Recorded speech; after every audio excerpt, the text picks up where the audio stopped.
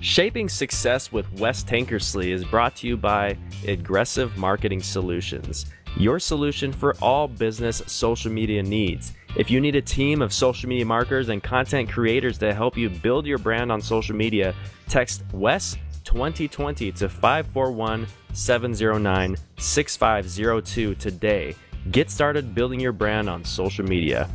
Success is defined differently by every individual. Some have never even considered what it is. I hope when I get older I'll be successful. What does that even mean? Money? Cars? Big house? On this show, we strive to look at it a little deeper, learning from successful individuals on what they believe success really is and how to obtain it. Everybody, enjoy the show. This is Shaping Success with Wes Tankersley.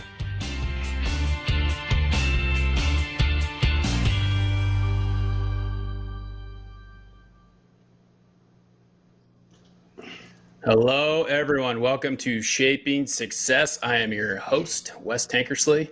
Today we have a great guest. I'm very excited to introduce our coach and teacher, John Oliva. Coach Oliva is what I'm going to call him because he was actually my coach in high school. So I'm glad to have him here. Welcome to the show, Coach. Well, thank you very much. Glad to be here. Glad you could make it. Hey, so it's great catching up with you today. I had a little phone conversation with you before, and Yeah, I'm glad that you were able to do this at the last minute. I really appreciate you doing it. sure, absolutely. Glad to be here, Wes. Thank you. Hey, so we start out, kind of every show talking about who you are, and I kind of want to know a little Right. bit about who you are from the beginning, where you grew up, all Sure. those things. Can you tell us a little bit about yourself? Yeah, I grew up pretty big family. Had brothers and sisters, older brothers, and they were. I grew up in Ontario, small town. Moved a lot, so there was uh, a big challenge because we moved so much, going from school to school, town to town, and making friends was really hard. And so one of the things that my brothers introduced me is sports, and that kind of created something for me because I was pretty shy, having to make friends all the time, new friends, and once sports introduced to sports and just the game of football. Couldn't play basketball, couldn't hit that stupid little white ball coming at me. Actually, actually, I led every team in strikeouts, any team I was played for. So, but growing up as a kid, sports was kind of like my key to finding out who I was. So that was it, man. That was it. Yeah, and it's interesting that you say you're shy because as my coach, I never really would have thought of that because that's not the persona that you gave off when you were coaching us. That's true. And but see, that was the key. That was the key, and that was part of the coaching style that I adopted. Now, I wasn't always that way, and that was part of growing up and being around other coaches. Because I went to coaches clinics and surrounding myself with other coaches that had like a persona that I admired. So that was part of me developing into the coach I was. Because like I said, you would have never recognized I was shy in those early years for sure. So, football was the big thing, and you played in Ontario, and then that led to what? Where did you go after Ontario? What happened from there? Yeah, I got an opportunity with some other high school players around the area to go play for a junior college in Washington, Columbia Basin College, and it was a lot of fun. It was a nice introduction to college, what that was going to look like, being away from home. Uh, played most of the season. There was times that I got hurt a couple of times. Just wasn't used to that that kind of collision and stuff. Even though I enjoyed high school football, I transferred out of that college after one season and transferred to Boise State. And I think that's when I really grew as a player.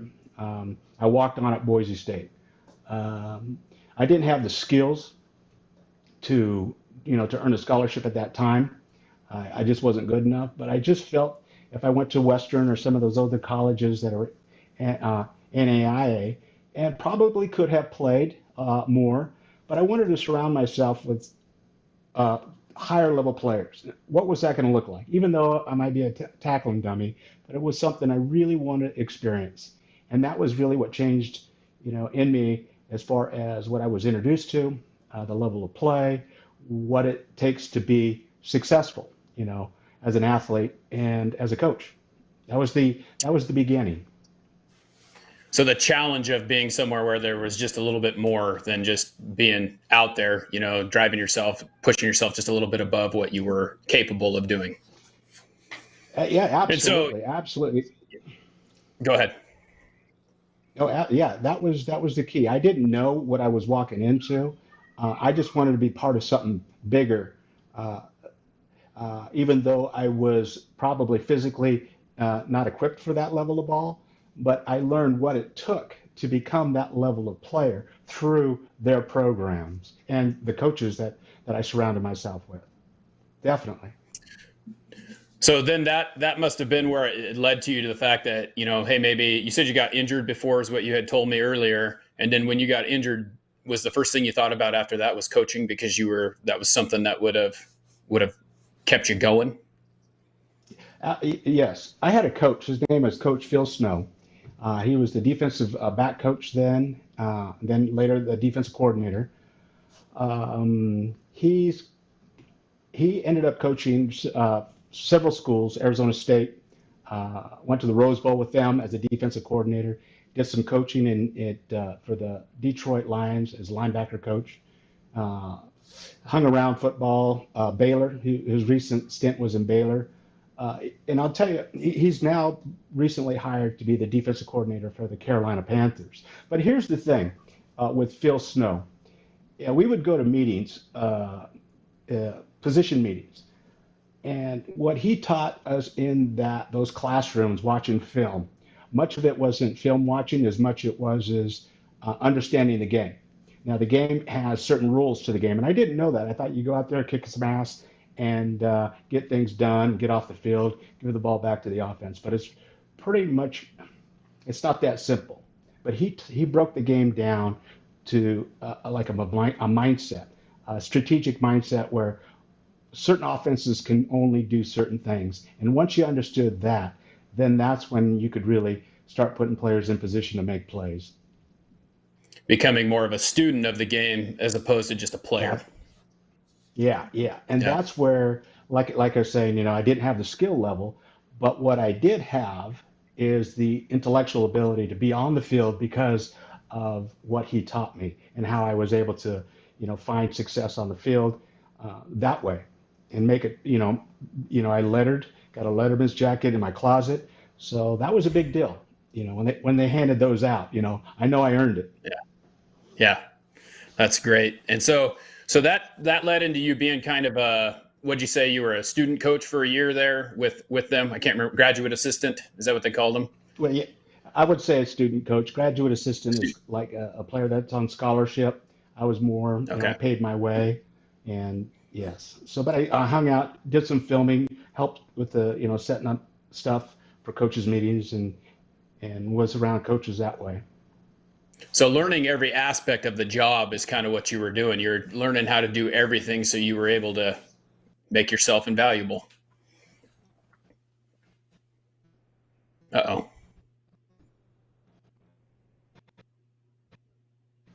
Did we lose him? Understand what I was doing. Uh, the,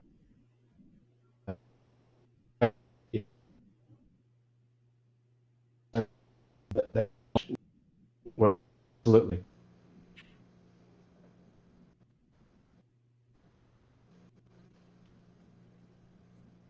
Jeff, you there?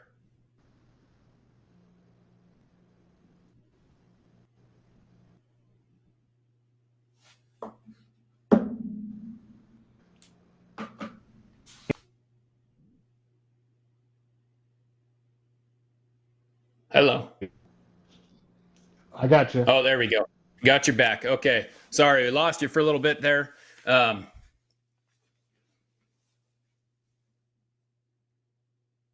mm,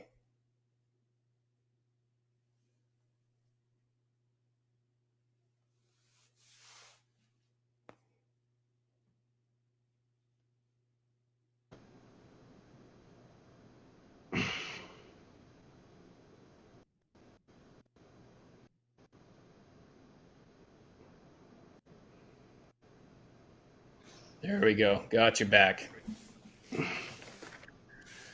All right. Can you hear me? I can. Okay, perfect. All right. So I kind of lost you. I don't know what we got there. So let's just kind of go back to the point about the fact that you were learning about all the aspects of coaching. So how did that go for you? Um, Once I was hired to be my first be a first coach, it was the clinics. I would go to clinics and learn about techniques and drills and stuff like that. That was fun, but it was being around some of those other coaches. We spent a lot of time at University of Oregon, and one of the neatest coaches there at the time in the early '90s was this young wide receiver coach. His name was Chris Peterson, just a tiny little wide receiver guy, and he was doing some drills with his wide receivers, and he was just so excited about the game. You know, his energy level was high. He was having fun with his players, and that's when I thought, you know what, that's the kind of coach that I would love to be. You know, high energy, have fun with the guys, get out there. You know, when things need to be serious, he was serious, as we all know. Right. But you know, following him in his career, that's pretty exciting. Phil Snow, following him in his career, that's exciting. You know, you have two different kind of coaching styles, both very successful. And you know, I was so awesome. It's so awesome to be part of that, those coaches and you know their path. Um, so that's been part of it. Huge deal. That's pretty amazing. I did not know that. That's awesome Yeah, that you were able to be there and now you get to watch him coach. I mean, he's done this year, yeah, right? Didn't he? He retired this year or whatever he's doing. We don't know yet, but yeah. that Right, that's right, crazy. right. Yeah, Um, yeah. And there's so been it's other like you've been coaches too. talking Yeah. about quite a bit is surrounding yourself with these people who you gravitate towards because they just have that same kind of mindset, that same kind of tone that you want to coach and teach. Yeah, you know, and that's that for me, you know, like I said, I was left that Columbia Basin Junior College, wanting to Boise State, knowing that was totally out of my league, but saying, you know what, this is an opportunity to put myself around coaches and players that are much better than I am, and I'm going to learn something from this.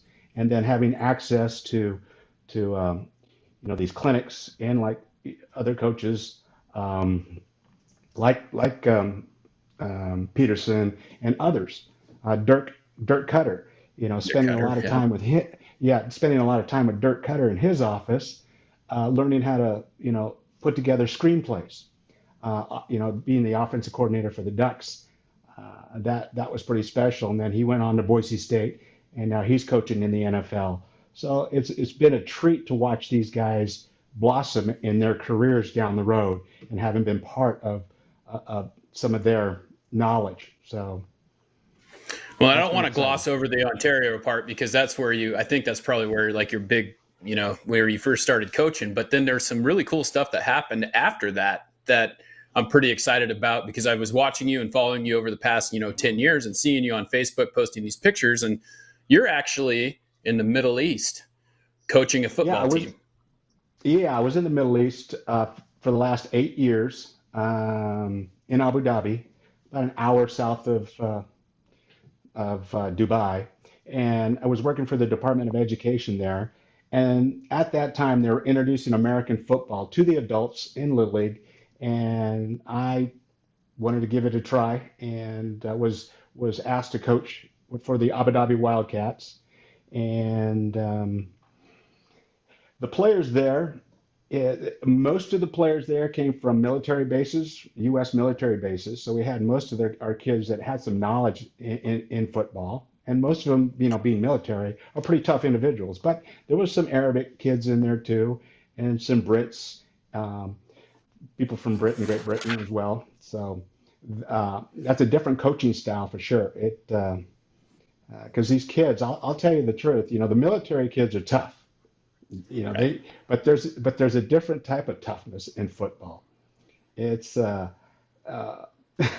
and that's the difference. Football from rugby to soccer. Football, you do take a different mentality, and a lot of the players they had to be coached up on, you know, of what it takes to play American football because you are going to get hurt, and it is going to hurt. But you know, you gotta learn to play with, you know, being in pain a little bit, and a lot of kids aren't used to that. And as far as that went, I'm sure that, like you said, there's with the American people, they probably had a little bit more of understanding, but the native people to the area, was it was there just culturally different way to coach them? Did you have to learn how to, just like with anyone else, learn how to adjust your coaching to fit their needs? I did had, and it was challenging. That was really hard because there's a certain element in American football that you have to get up, and and it's the next play, and that's pretty foreign to a lot of people. Getting up, putting that next last play behind you, and coming out and executing the next play. They're not used to that, so you have to really coach kids to you know get up. What does it take to get back in that huddle and Yeah. shake off that last play? So Get back up there yeah, and get things ready like to that. go in 10 seconds. Yeah, yeah, yeah, that's how you do it. That's how you do it. Yeah.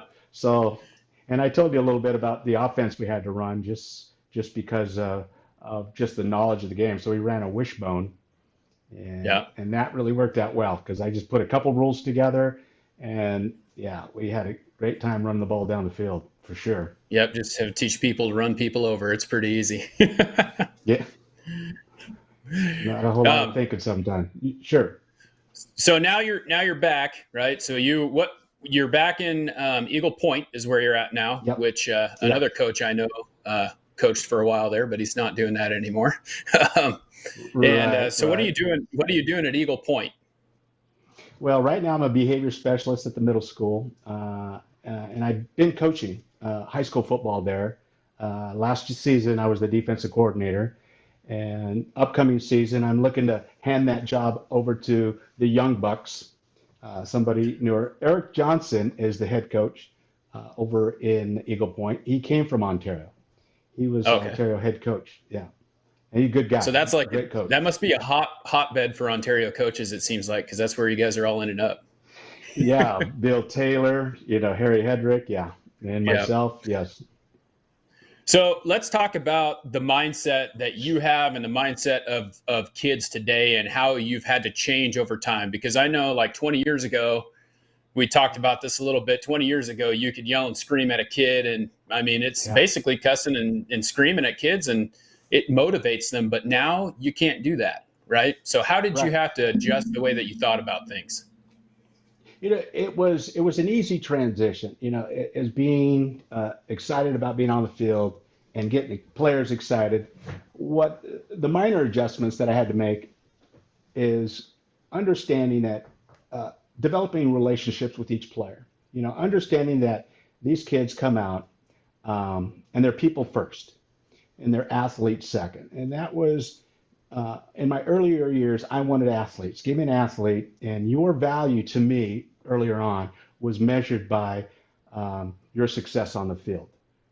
What can you give me? And as I get older, that's been switched from a athlete first to person second, and switched those two. And that once I made that adjustment, is where I found a newfound success in reaching players. Then my philosophy was pretty much solidified. And Wes, I have like three principles now as a coach before I go into any situation, and it's expectations I have for my players. I will say, are you a good teammate? That's one. Are you a good teammate? And that's a big deal for me. And are you coachable? I'm going to put you in a position to be successful. I recognize these skills, but are you coachable? Um, it's harder to coach, as you say, these newer kids, uh, but those principles will always stand. And the third one is effort. I can't coach effort. You know, when I put you on the field, oftentimes you'll hear there's some baseball a lot. The season is not when you get better. The season is when you make adjustments.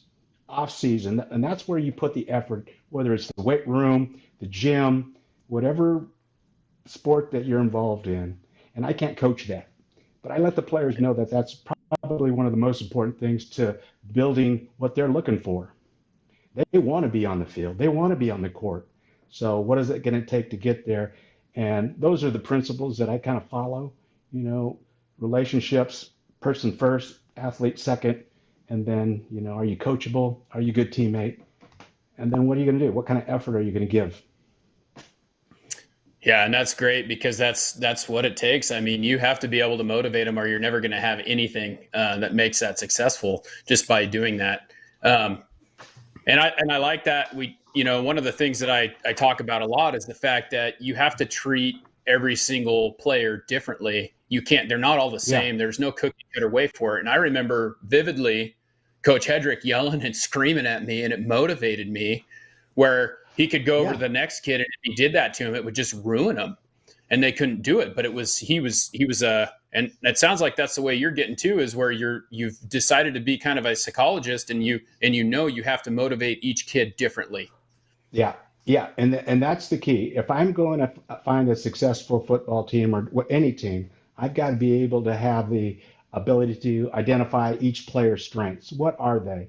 Uh, as you know, if I'll break it down simply. The profile of an offensive lineman is different from wide receiver. I know that's grossly obvious, but that's what you have to do in a more complex way, is start to identify those strengths. And I think that's where Coach Snow really helped me grow, is he knew I had limited physical skills.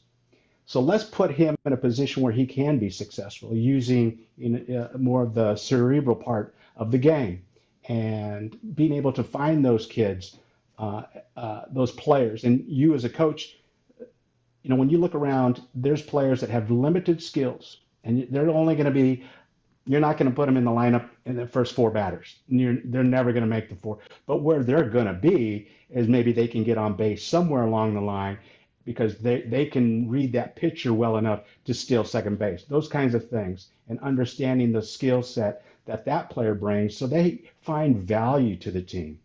See, and that's been keeping players on the field, because not everyone gets on the field. And I felt horrible as a coach in my early years. I wanted everyone to play, but that's Right. not realistic.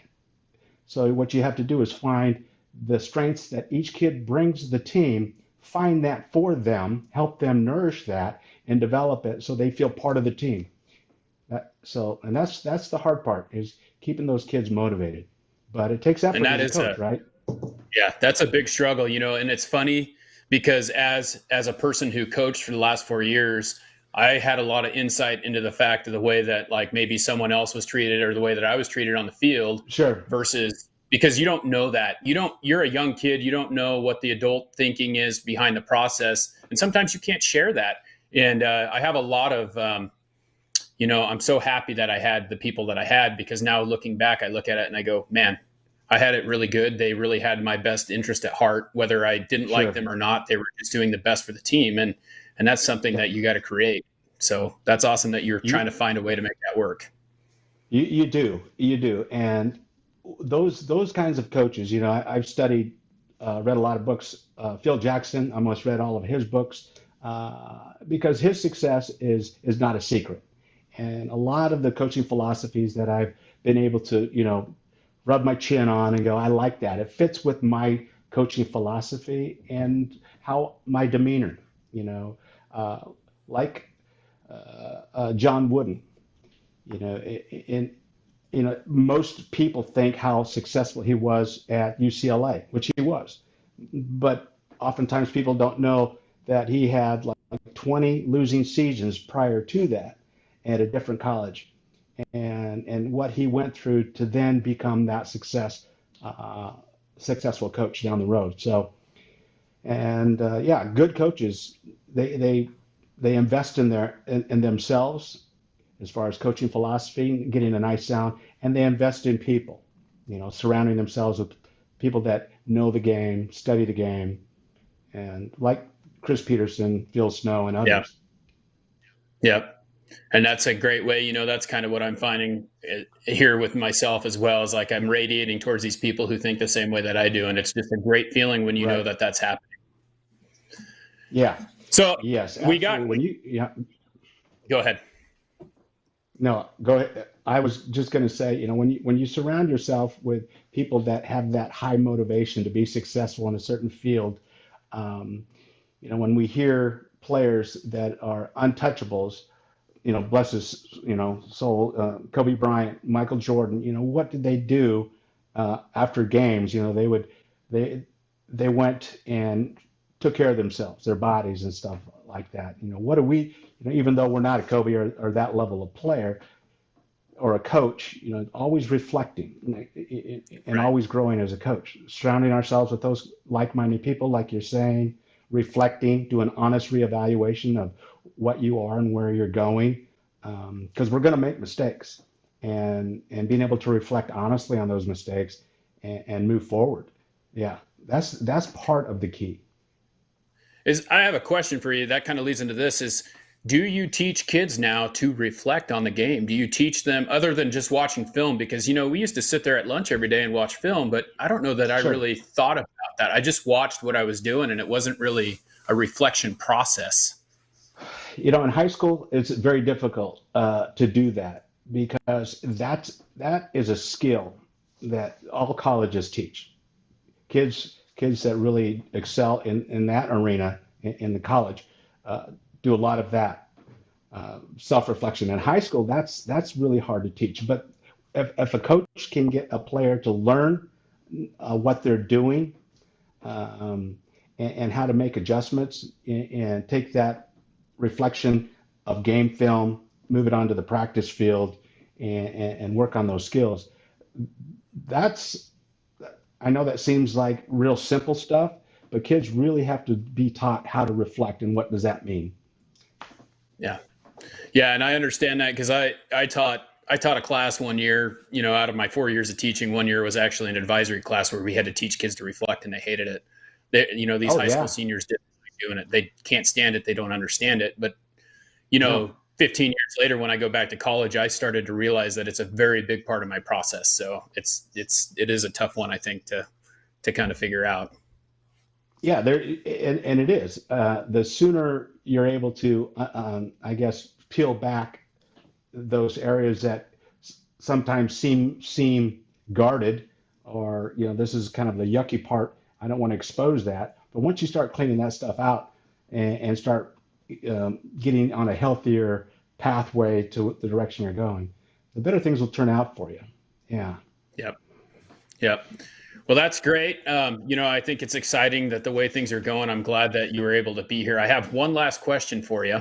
Okay. This is Sure. kind of the kicker. We talk about success and how it is. And I think I probably know this answer, but we're going to ask you anyway, because for me, the show's called Shaping Success. And I like to define how each person defines their own success because it's different for everyone. Right. And, It is. you Yeah. can be happy doing something, you know, for me, teaching just wasn't it, but for you and coaching, and coaching's that kind of thing. So, how do you define success for yourself? How do you determine whether you're successful?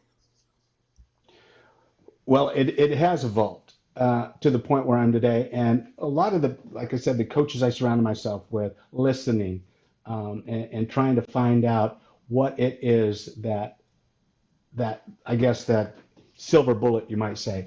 And what I did learn is that it's not about money, it never was, and it's not about awards or winning games, it never was.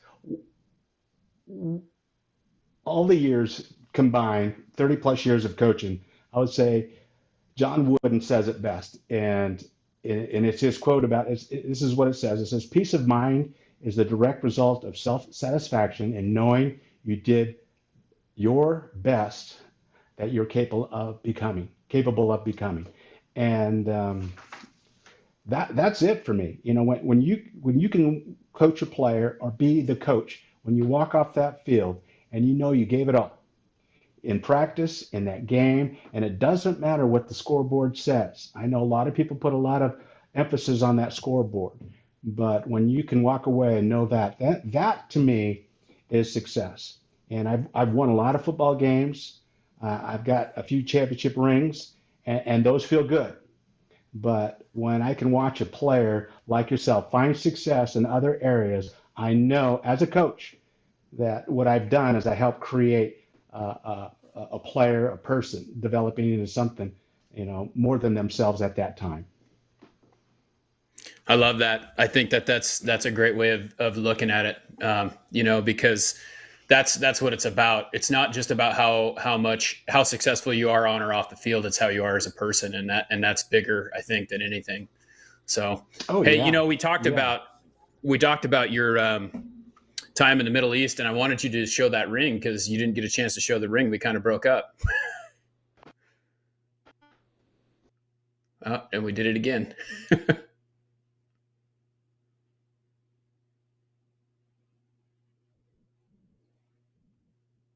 It's got to be.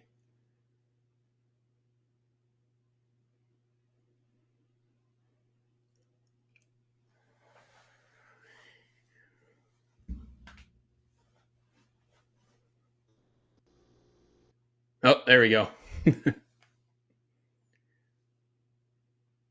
Maybe. Whoops, sorry. Oh, we're all right. So we were talking about, hey, let's see that ring. We didn't get a chance to see the ring. Where's that bad boy Oh at? yeah. This the national championship, the Abu Dhabi Wildcats, right there. Coach And O, so how many seasons did it take before you won that championship? two, Two. two. Okay. You know, yeah. And one of the things I learned about coaching, I'm going to tell you a story in this game, okay, about discipline. You know, if you have a moment for that, Oh yeah.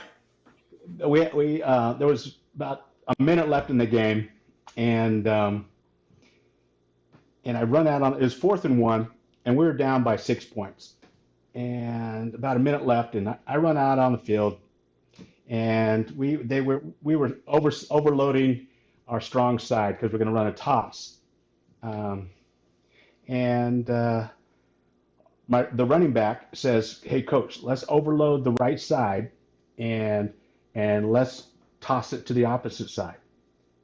And for a second there, it was like listening to your players, right? You prepare all this stuff and have all this scouting reports and everything, and none of that matters anymore. It's a gut feeling that you get from your player that knows he's been on the field all game long and he sees something. And as a coach, I just kind of said, you know what? Let's do that. So we designed that play real quickly in the dirt right before that play, and we ended up scoring on that play. We overloaded that right side. They stacked, that side. When we faked it that direction and came back the other way, there was nobody there. And that to me was that player calling the play that ended up winning the game didn't come from me. It came from that player. And I was so proud of that player. That to me was it was a reflection on those kids becoming, players throughout the season Players. and being Yeah. able to do that. Yeah, pretty awesome. Pretty awesome. That's pretty sweet when the students become the coach. That's pretty sweet. Yeah, in a moment like that, and then it's tied up, and then we kicked the field goal, extra point to win the game. So, yeah, that Yeah. was an exciting day for sure. Well, hey, it's been very exciting to have you on the show. I'm glad that you were able to do this. It's so Sure. fun to talk to you later on as an adult versus 20 years later as a kid that I was, not understanding a lot of stuff and looking at it in a different light. So I really appreciate you being on here. Oh, yeah, it's been my pleasure. Thank you for inviting me. Thank you. Yep. It's been great. Well, if you feel this show has brought you any value, please feel free to share it. That would help me out quite a bit. Thank you for Sure. tuning in. Oh, My absolutely. challenge to you is to find the shape of your success.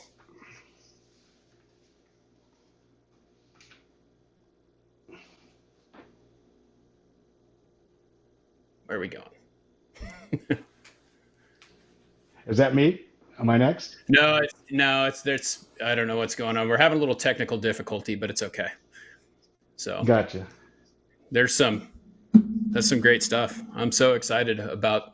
Yeah, it's just funny listening to where you came from because it's not for me. You know, Right, it's right. it's a it's a different story when you're an adult. You know, so It it's is. it's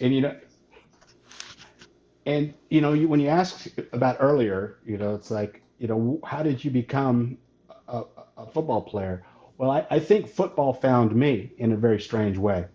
Um, and I was able to use the game as an opportunity as a player. And when I was a football player and a good football player, all state, all league, and stuff like that, that generated a group of friends, athlete friends, that was healthy group of Right. guys that had a common goal. Middle school basketball, middle school track, all the sports that I was involved in, that all was part of the shaping. I think of my middle school coach, PE teachers, um, or an English teacher, stuff like Yeah. that. They're all part of that. They're all part of that puzzle that pieced me together. And that's what's funny about it is like I'm the same way. It's I think on all the people who had a part in what I became, and Sure. I kind of took this around the way kind of way of getting where I am now, but it was it was me um, going to college and not making it at first, and then going to work for 12 years, and then coming back to Yep. go be a teacher, and then just I don't know. There's so many good things about my teachers that they gave me. I just wasn't excited about what I was doing. So I like this now because it's going to be more of like a coaching situation for me with people though. So Yeah. Yeah. it's pretty neat. That would be. And you're on the right path to something special right here. I can definitely tell.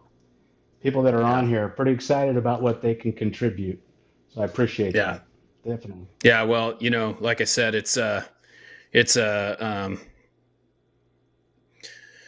just reflection. I mean, um, I sit here and I'm reading all these books too, and I've read a couple like you were talking about. I haven't read the Phil Knight one. I think that's probably going to be a good one because I know that he's that Zen master. He can deal with any type of player or anything like that, and that's pretty Yep. crazy. I read Bill Walsh's "A Score Takes Care of Itself," and it's just crazy. That's how I kind of my philosophy is every little thing that you take care of will take care of the big things, and kids don't understand that. So No, they you don't. know, And no, and you're right. Some adults, and it took me a long time as an adult to realize that type of taking care of the small things, so yeah, they don't become big things.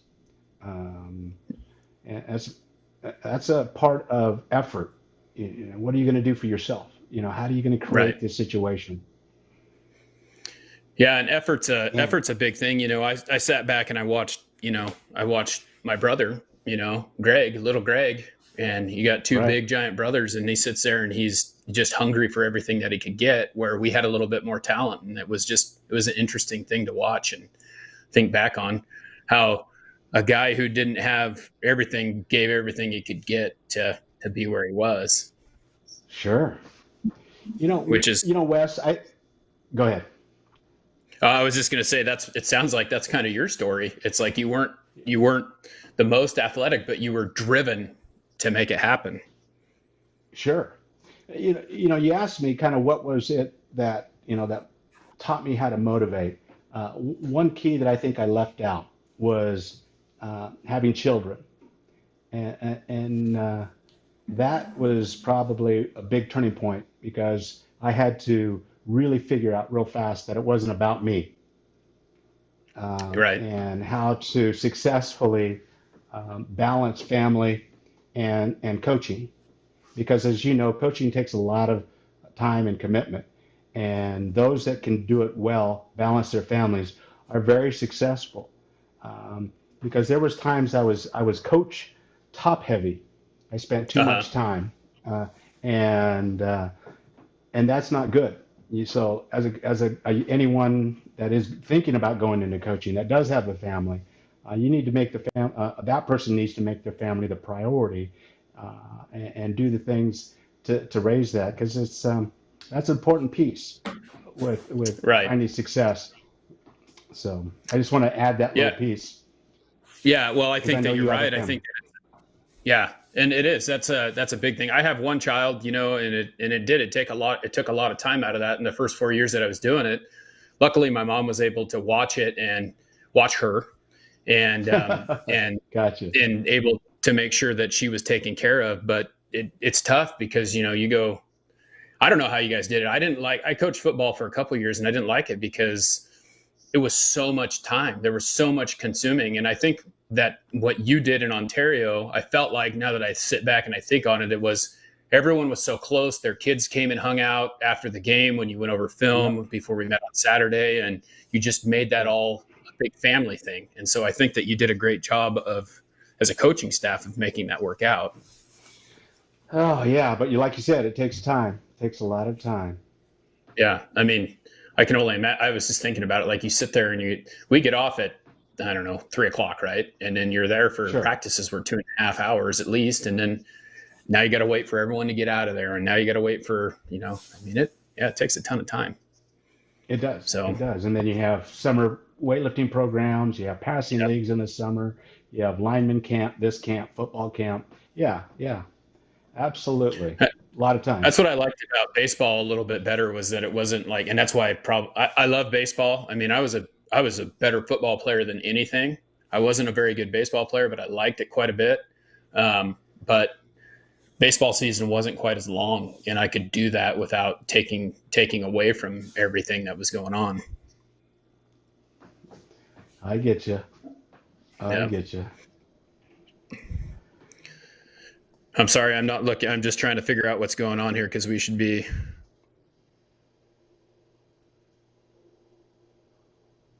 Your Yeah, I can't hear. I can't hear in my ears anymore. I can't hear him either. Yeah. Do you remember that? Do you remember that punt return for a touchdown in St. Helens? Do you remember that last play? You were on the field.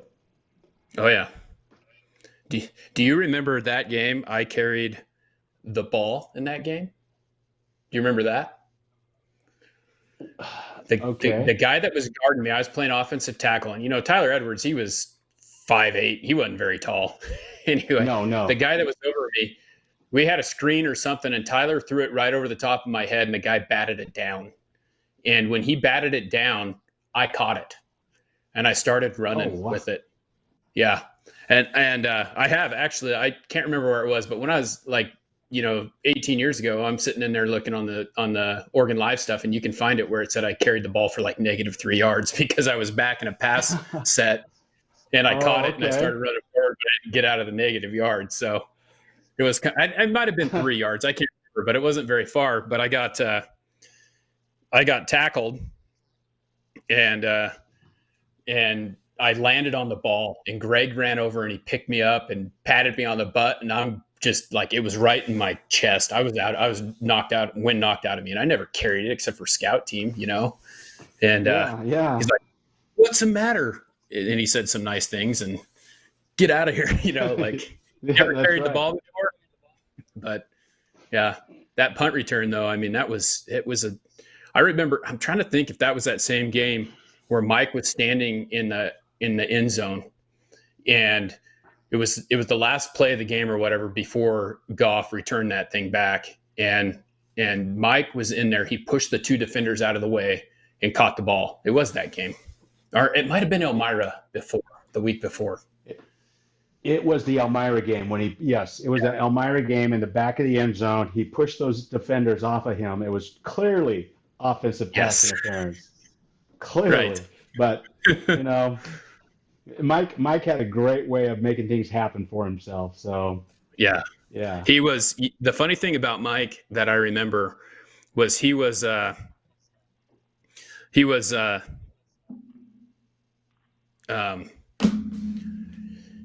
I remember in Optimist football when I was in fifth grade, and he was in sixth grade because he actually was held back a year, but he had a silver helmet. He was the only kid who had his own helmet, and that guy would just barrel over people, and you remember it because of that silver helmet. He just was always just running people over. He was quite the athlete, but he played with a Yeah. chip on his shoulder because of his injury. Oh, yeah. Yeah, that's one thing that resonates with me about a player and a coach is that this kid, Mike Peterson, had limited skills. Yeah, but his willingness to do whatever it took to win was superseded everything else. And he was probably the first player I ever met. Okay, well, Hold on one second, Coach. All right. We're done. We were done like 20 minutes ago. You didn't hear me, I don't think. So we've Hey there, world. This is the producer of the show, and I received a phone call in today's world where we're all concerned about coronaviruses and everything. Right in the middle of today's show, I got a phone call from a funeral home asking me for information on how to live stream some funerals, viewings, and graveside services. And so I got a bit distracted while Wes and Coach O were chatting it up here. I hope you enjoyed the incredible information they delivered, and we'll see you next time. And how come it didn't play out? What in the world? I'm having a tech problem today. This was Shaping Success with Wes Tankersley, brought to you by Aggressive Marketing Solutions. If you need a team of marketers, social media, all you need to do to start is text Wes 2020 to 541-709-6502, 541-709-6502. That is Aggressive Marketing Solutions. Have a great day. See you next time.